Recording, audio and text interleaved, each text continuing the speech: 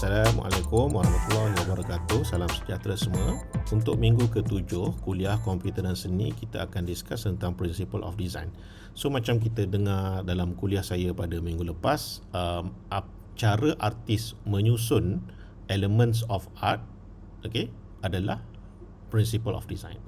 So macam mana elemen-elemen disusun untuk menterjemahkan sesuatu message di dalam satu design. So tak kisahlah design ni adalah design lukisan ke, arca ke, ataupun produk ke, whatever objek yang memerlukan design, kita akan gunakan principle of design. So macam mana kita susun elemen tu, dia akan membentuk principle of design. So kalau kita buat literature, kita akan dapati ada banyak principle of design. So antaranya 8 yang saya present kat sini. Saya ada 70 slide lebih kurang. Jadi saya akan cepatkan sikit kuliah ni supaya kita tak terlalu lama, dan saya cadangkan pelajar rujuk sendiri principle of design di dalam internet, ataupun kita boleh tanya kepada generative AI dan tunjukkan contoh-contoh principle of design ni. Dan kalau kita buat literature, kadang-kadang kita akan jumpa principle of design yang tak ada dalam ni. Contohnya macam composition, contohnya macam white space, dan beberapa lagi lah yang sebab dia ada beberapa mazhab tentang menentukan principle of design. Kita kena fikir principle of design ni dia saling membantu each other. Sebagai contoh, kalau kita cuba untuk membuat kontras kepada satu design, dia akan membantu terhadap emphasis. Cuma principle ni dia berbeza sedikit berdasarkan bentuk elements yang kita guna tu. So kita akan tengok satu-satu nanti ya. So macam saya katakan, pelajar boleh tengok contoh-contoh yang ada. Dan kalau boleh kita support juga selepas mendengar kuliah ni, kita support juga dengan pemahaman kita tentang principle of design dengan contoh-contoh yang ada di luar sana lah, contohnya di internet ataupun di portfolio artis yang ada di yang ada di zaman sekarang. So prinsipal pertama adalah balance. Kalau kita design sesuatu poster tu, kita kena imagine supaya poster tu dia tak terlalu berat ke sebelah kanan ataupun tak terlalu berat sebelah kiri. Dia balance. So kalau kita nak balancekan tu, kalau kita guna formal balance, kita akan gunakan objek yang sama besar lah antara kiri dengan kanan. Tapi bila objek tu lebih besar sebelah kanan dan lebih kecil sebelah kiri, kita kena lakukan sedikit kebijakan design lah. Kita kena adjust supaya aksis antara kedua-dua tu balance each other, bergantung kepada pemberat yang kita nak buat. So formal balance is symmetrical. So contoh yang basic, kalau design kita tu symmetrical, maknanya kiri dengan kanan sama, atas dengan bawah sama, itu adalah formal balance lah. When elements on the page can be centered, kita dapat centerkan dia. Symmetrical balance is generally for more formal orderly layouts, and these layouts often convey a versus of tranquility, familiarity, elegance and various thought. So agak selamat kalau kita menggunakan design yang balance antara kiri dan kanan dalam satu-satu poster. Manakala informal balance is symmetrical. So kalau objek kita macam saya kata tadi besar sebelah kanan dan kecil sebelah kiri, so kita kena lakukan sedikit pengubahsuaian supaya objek kita tu nampak overall design kita tu nampak lebih balance. For example, kalau kita tengok dalam design yang ini, bila objek ini sebelah kiri dia berada di sini, yang kanan berat kat sini, obviously kita akan dapati ni dia adalah informal balance. So dia akan jadi something like this lah. Kalau kita tunjuk objek ni besar dan ini adalah kecil, jadi kita balancekan antara kedua-duanya supaya nampak dia agak fokus kepada dua-dua bentuk. Obviously kita akan tengok ke sini dulu, kemudian kita akan tengok ke sini, bergantung kepada elemen kontras yang kita guna, tapi kita cuba membuat balancing antara design elemen-elemen yang ada di atas canvas kita. So ni bentuk antara informal balance lagi. Dia tak berat, dia bukan tak berat, dia berat di sebelah sini, tapi dia akan balancekan dengan objek-objek lain. Balance is just a real object have physical weight, and parts of the work of art can have visual weight or impact. So semua objek ada visual weight dia. Teks yang besar lebih berat daripada teks yang kecil dari segi visual, tapi kita ada cara untuk kita balancekan antara teks besar sebelah kanan dengan teks kecil di sebelah kiri. Okay? If the amount of visual weight does not have a reasonable counterweight on opposite side, the work may appear to be unsuccessfully or unfinished. Okay, so kita kena make sure work kita balance. If these are reasonable visual counterweights, the work seems complete and balanced have been achieved. Okay, so pelajar-pelajar boleh tengok contoh lah. Kalau saya akan tanya kita punya pakcik Google. Okay, kalau kita tak faham kan, so kita boleh tanya antaranya adalah balance poster design. Okay, kita boleh tengok, kalau kita tengok ke image, okay, kita akan dapati banyak informal dengan formal balance yang kita boleh dapati, yang mana benda ni digunakan di dalam banyak work design di seluruh dunia lah. Dan saya cadangkan pelajar boleh guna Pinterest ataupun Google Image Search untuk tengok macam mana kita punya work ni boleh dibalancekan supaya kita akan hasilkan artwork yang baik. Okay, setiap elemen ni pelajar cuba buat bacaan sendiri supaya kita dapat tengok contoh macam mana kita nak apply balance yang baik. Okay, so ini adalah contoh formal balance lagi, kiri dengan kanan sama, symmetrical, dan dalam konteks kita ni adalah benda ni lah, ni bukan lukisan, ini adalah arca. Okay, so arca pula, dia adalah objek lah, objek. Okay, so kita boleh gunakan objek ni untuk kita boleh gunakan principle of balance ni untuk menghasilkan objek yang simetri sebegini. Kemudian kita asymmetrical balance. Okay, balance yang tidak sekata antara satu sama lain, tapi dia somehow dia still balance juga disebabkan visual weight yang berbeza antara satu sama lain. Kemudian kita ada radial balance. Radial balance adalah sama di atas, bawah, depan, kiri dan kanan, dan ini menunjukkan satu objek yang betul-betul symmetrical, sama ada daripada keratan rentas atas ke bawah ataupun kiri ke kanan. Okay. Kemudian kita ada kontras. Kontras ni adalah kejelasan. Okay. Kejelasan sesuatu desain yang kita boleh tunjukkan perbezaan antara satu elemen dengan satu elemen lain. Okay.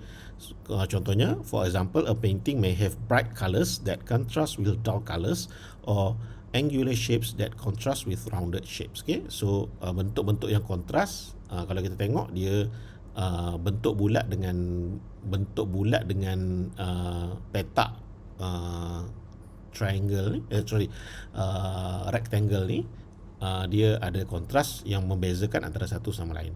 Okay, saya rasa contoh ni tak berapa bagus sangat sebab dia agak klasik. So kalau pelajar ada masa, you guys boleh search to contrast of design. Okay, so kalau kita tengok penggunaan kontras yang baik akan memberikan kita bacaan yang baik. Okay, dia punya writing dia, tulisan, typeface dia kita nampak dengan baik, elemen-elemen visual yang kita nampak dengan baik, dan penggunaan kontras ni sangat penting supaya kejelasan ataupun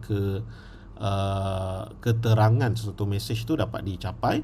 Dengan antara caranya kita gunakan color yang sangat kontras. Dalam color wheel tu kita boleh guna color yang bersetentang antara satu sama lain dalam color wheel, ataupun kita guna simple color gerak gelap dengan terang untuk menunjukkan kejelasan sesuatu objek. Okay.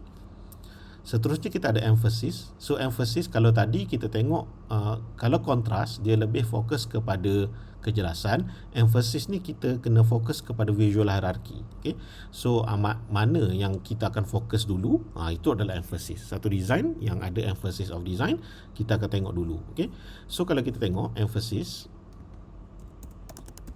okay, emphasis memfokus mata kita dulu. Okay, dalam konteks ni kita akan fokus kepada chest dulu. Okay, kalau saya akan tengok chest ataupun text ni lah emphasis. But anyhow, apa yang kita gunakan di dalam design kita tu akan menunjukkan emphasis. Okay, kat sini dia menggunakan kontras, okay, tapi dia membantu dalam the whole design emphasis. Macam saya kata tadi, setiap elemen dia membantu antara satu sama lain.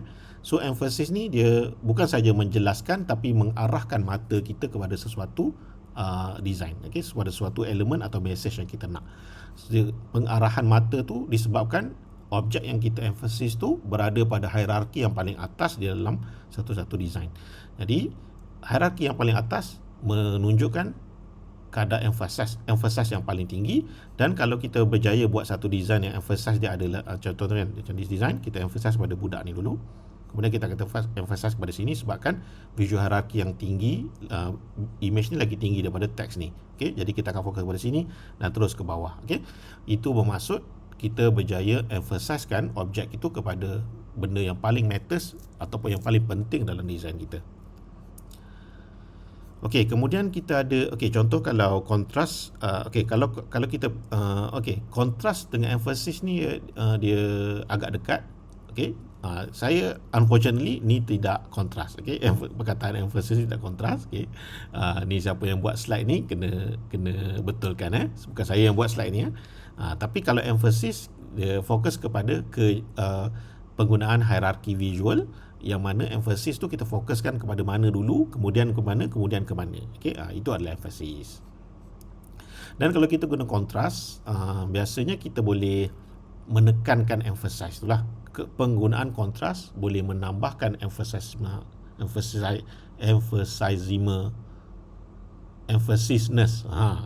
of a design.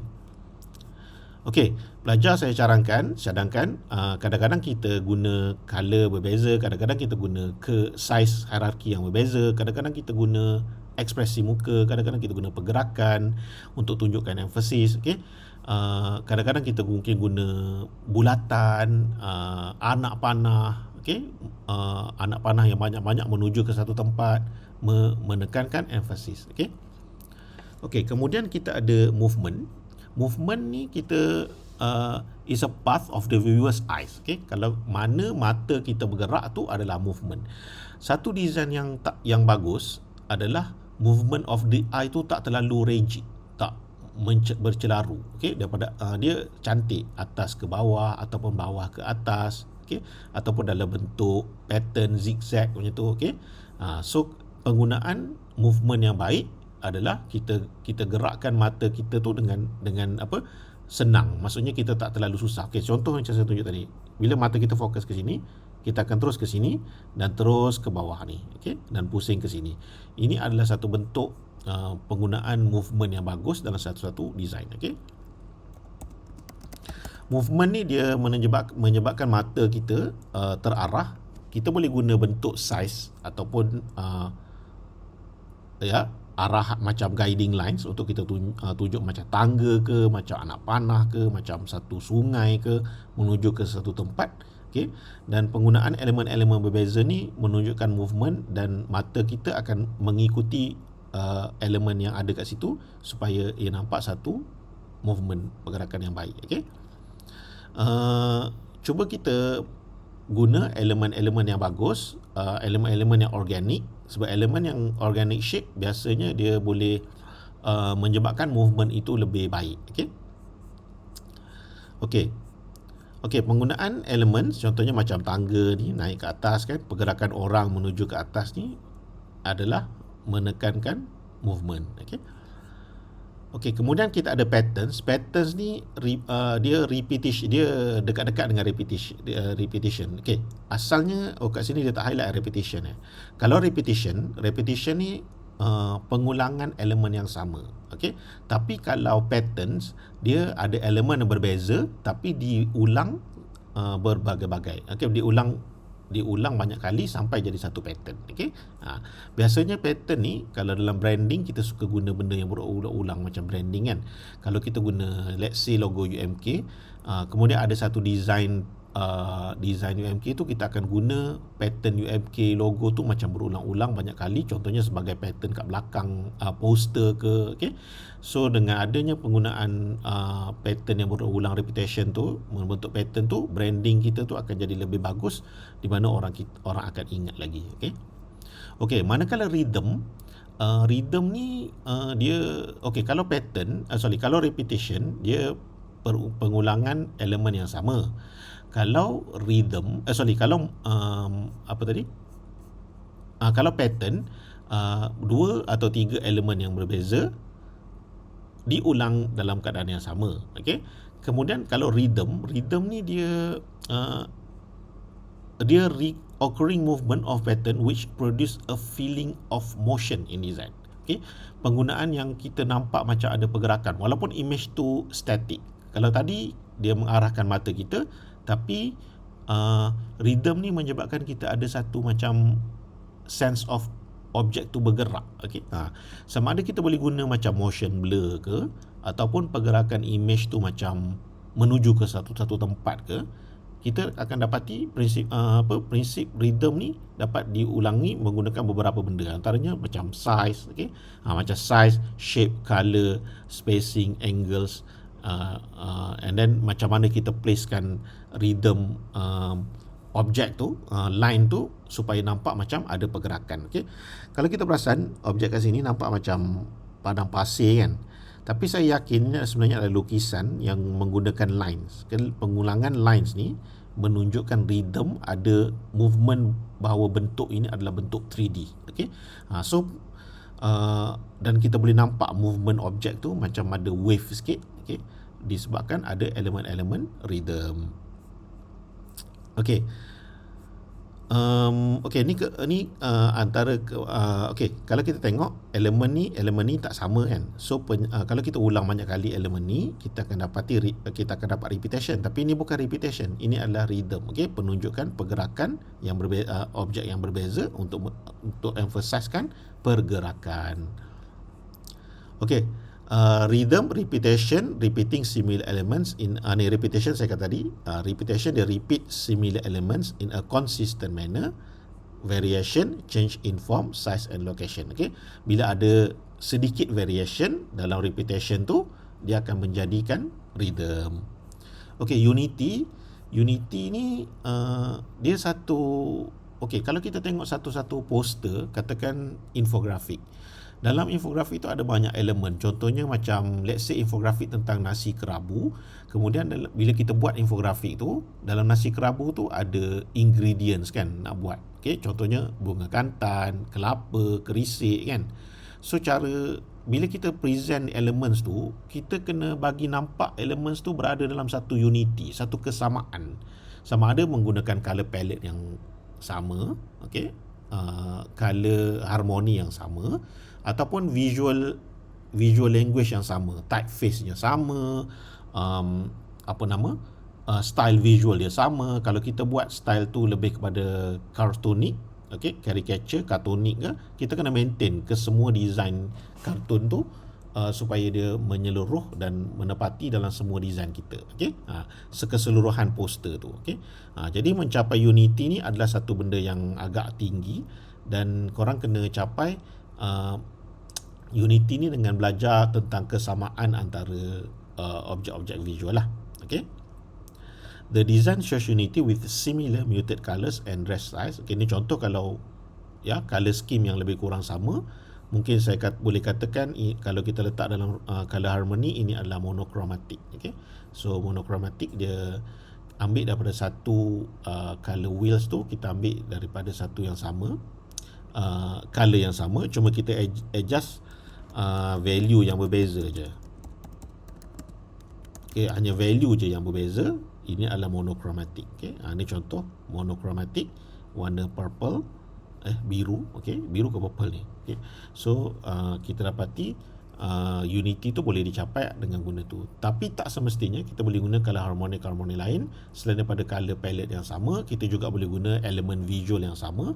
Kalau kita buat satu design tu menggunakan konsep pictograph, okay, so semua elemen-elemen visual tu kena guna pictograph. Tak boleh tiba-tiba ada keluar satu elemen atau dua elemen yang menghampiri realism pula, ataupun menghampiri anime style pula. So kalau kita nak guna anime style, kita cuba maintain anime style punya appearance tu terhadap semua elemen-elemen yang ada di dalam kita punya poster ataupun design. Okay, compositional unity. Okay, antara cara kita nak kawal unity, kita boleh guna composition tertentu. Okay, composition ni ada banyak guys. You guys boleh tengok composition in design. Ada beberapa composition yang bagus, antaranya seperti kita menggunakan rule of thirds, okay, kita menggunakan Gordon section, dan kalau kita guna composition yang baik ni, kita akan dapati design kita tu lebih unity. Okay, Okay, you guys boleh tengok examples. Yang ni antara composition yang baik untuk susunkan examples kita. Okay, so kita tengok penggunaan curve yang nampak seperti curve. Okay, 1, 2, 3 curve. Okay, dan penggunaan lines yang konsisten. Okay, menunjukkan ada movement juga. Menunjukkan satu fotografi ni, ilustrasi ni adalah lebih balance, okay, antara kiri dan kanan, nampak atas dan bawah, dan juga space dan juga movement. Okay, ni antara examples yang you guys boleh tengok. Okay, you guys boleh download the lecture note dan you guys boleh baca sendiri tentang macam mana elemen unity ni boleh dicapai. Okey, kemudian kita ada conceptual unity. Conceptual unity refers to the comprehensive expression of ideas within a work of art, and the expression of the idea may not look organized. Okay, nampak macam tak tersusun, but an artist can still communicate them effectively by selecting images that unique up a single motion. Okay, artists being their own intention, experience, and reaction of their work. This idea, conscious and unconsciously can also contribute to the conceptual unity of a work. Okay, kemudian kita ada Gestalt. Okay, Gestalt satu bentuk yang menarik juga untuk kita study. Gestalt is a German word of a form in shape, refers to something in which the whole seems greater than the sum of its parts. We get a sense of Gestalt when comprehend how composition unity and conceptual unity work together. So ini antara implementation of Gestalt theory. Variety, okay, variety ni satu kepelbagaian, okay, tapi dia still tak lari daripada unity. Okay, walaupun kita guna pelbagai design, okay, menggunakan design tu berbentuk, let's say design kita tu berbentuk hexagon, penuh dengan hexagon, okay, macam honeycomb. Tiba-tiba kita akan guna satu elemen bulat, ataupun beberapa elemen bulat untuk emphasizekan sesuatu message. Okay? Tapi penggunaan elemen tu jangan terlalu lari daripada unity. Walaupun dia ada variety, tapi kita kena still untuk maintain kepada unitiveness dia. Okay? Okay, using variety to unify. Kalau kita nak guna variety, jangan guna variety yang merosakkan unification design kita. Dia still nampak macam sama, nampak macam unify, tapi kita boleh tengok perbezaan elemen yang berbeza di dalam kita punya design. Okey, kemudian kita ada proportion. Okey, ni saya kata tadi proportion sometimes kita boleh refer juga sebagai composition. So satu kalau kita design satu, let's say for example caricature. Okay, caricature ni memang dia punya emphasize dia untuk besarkan kepala, besarkan feature-features pada muka. Kalau orang tu ada dagu yang tirus, dia tiruskan lagi. Pipi yang kembung, dia kembungkan lagi. Okay, rambut yang panjang, dia macam exaggeratekan rambut dia tu. Okay, so dengan tujuan untuk caricature ni, tujuan ni lebih kepada funny, untuk tunjukkan proportion funny tu kan. Okay, kalau realism, kita akan tunjukkan proportion badan yang realism, yang cantik, dengan proportion yang sebenar. Okay, ini contoh penggunaan proportion kalau kita guna golden spiral punya konsep. Okay, antara composition yang baik dalam satu-satu design, kita boleh guna guideline ni untuk guidekan kita punya karakter ataupun design tu supaya dia nampak proportionate. Okay, as a conclusion, unity, variety and balance are central principles that artists use to create visual impacts. Unity gives a work a certain memes or cohesion, and variety is expressed in contrast and difference created by the use of different kind of lines, shape, patterns, colors and textures. Balance is imposed on a work when the artist achieve an appropriate combination of unity and variety. Okay, ini adalah bentuk penterminda yang biasanya kita artis guna untuk combinekan semua principle of design. Okay, saya nak share attendance pelajar-pelajar. Okay, saya sarankan pelajar membuat rujukan tambahan sebab saya lebih suka kalau kita cerita menggunakan software dan tunjukkan satu demi satu, tapi bukan di dalam sesi kuliah tetapi dalam sesi tutorial nanti. Okay, untuk dampakkan elemen dengan prinsipal yang lagi mendalam lah. Okey, jadi pelajar boleh buat bacaan dengan lebih banyak di internet. Dan saya nak share attendance untuk minggu ke-7 disebabkan minggu ni saya terlibat dengan shooting.